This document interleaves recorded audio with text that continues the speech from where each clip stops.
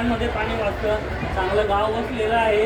या गावाने चांगली प्रगती केलेली आहे. उत्पन्न या प्रत्येक शेतातून यांना मिळतं आहे आणि इथलं आर्थिक गणित त्याचं वाचतं आहे. आणि जो निसर्गाने आपल्याला दिलेली देणगी आहे सोन्यासारखी पाणी म्हणजे गाड म्हणतो.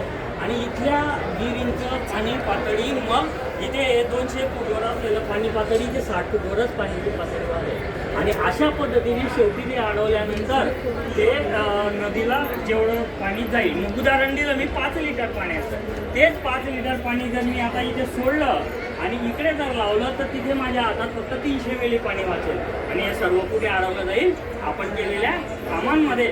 अशा पद्धतीने जमिनीचं धूप होण्यापासून वाचेल. सोन्यासारखी जी माती आहे दरवर्षी 1 हेक्टर क्षेत्रातून 8 टन वाहून जाते, समुद्राला जाते. आणि जो आपण दरवर्षी खतं टाकतोय, गाळ टाकतोय, त्याचं 8 टन म्हणजे विचार करून घ्या मग 3000 रुपये ट्रॅक्टर.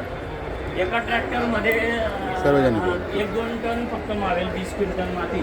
आणि अशा पद्धतीने जर आपण केलं तर निश्चितच तुमचं लिंबोल गाव जसं वसलेलं आहे सुंदर, सगळीकडे छान घरं आहेत, नवं गाव जुनं गाव, हे असं आपल्याला या माध्यमातून शेतीच्या माध्यमातून म्हणा की आपण सामाजिक तुम्ही याच्यात काम करता, तुम्ही तुमच्या गावाला हा उपक्रम तुमच्या मुलांच्या माध्यमातून, तुमच्या शाळांच्या माध्यमातून, तुमच्या बचत गटाच्या माध्यमातून घेऊ शकतात. आणि प्रत्येकाला आता ठीक आहे इथे गाव नाही ना चालेल, पण माझं शेत आहे, माझं शिवार आहे, माझी गच्ची आहे. मग मी काय करू शकतो की माझ्या शेतात पडलेला प्रत्येक पाण्याचा थेंब मला अडवता येईल का?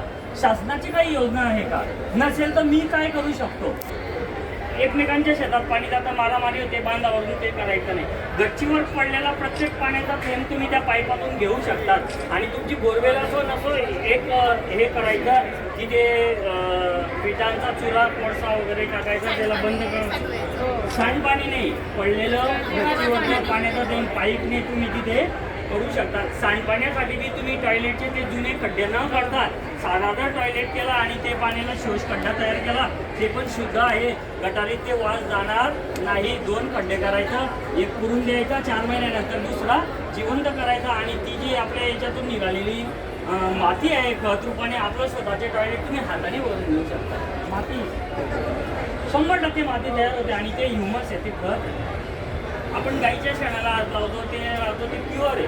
आपलं बी फळटी हे झाल्यानंतर तुरल्यानंतर आपण हाताने ती माती भरू शकतो, तो भरलेला खड्डा बंद करू शकतो, परत दुसरा शोष खड्डा सुरू करू शकतो. अशा पद्धतीने किंवा मग अंडरग्राऊंड आहे असं जर काम केलं, गच्चीवरचा प्रत्येक पाण्याचा दाम तुमची बोरवेल असेल आणि तिथे जर तुम्ही घेऊन गेलात आणि त्याला ते जाळी वगैरे काही केलं तर TDS 450 असलेला TDS सुद्धा त्याला त्या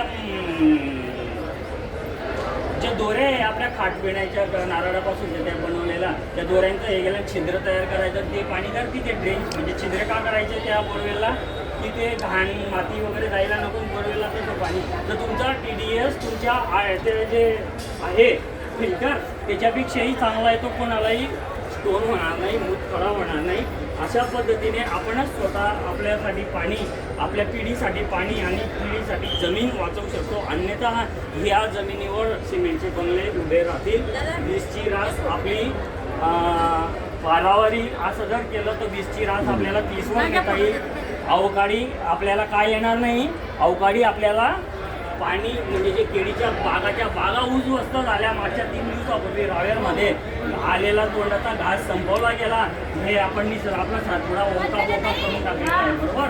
तर ह्या सगळ्या बाबी आपण लक्षात घेऊन आपल्या मुलांना, आपल्या परिवाराला, माझ्या आजूबाजूच्या प्रत्येक समाज म्हणजे काय, जो आपल्या आजूबाजूला राहतो तो शेतकरी समाज, त्याला जर ही गोष्ट लक्षात आणून दिली आणि असं जर काम केलं पाणी फाउंडेशन सारखं वगैरे कृषी विभागाच्या माध्यमातून, तर तुम्ही निश्चितच या देशासाठी स्वतःसाठी शेवटी एक तुम्हाला सांगता येईल, स्वतःपासून सुरू करा. पाहुणा आला करा, अर्धा ग्लास पाणी तेवढंच द्यायचं, फेकायचं नाही, टाकून द्यायचं. आपलं याचं पाणी झाडांना टाका, तांदूळाचं मटणाचं वगैरे पाणी टाका, कुंड्या ब्रश करताना नळ बंद करा, टॉयलेटला बसलेला असताना ते 2 लिटर गरजेपुरता वापरा.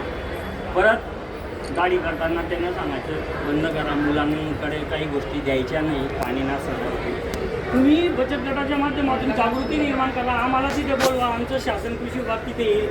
त्यांना म्हणा प्रत्येकाने ते वाहणारं तोटी जी असते नळ आल्यानंतर सगळ्या गटारींमध्ये वाहतं त्यांना तोट्या बसवायला तर अशा पद्धतीने तुम्ही या माध्यमातून स्वतःची या निसर्गाची आणि आपल्या या देशाची सेवा करू शकता.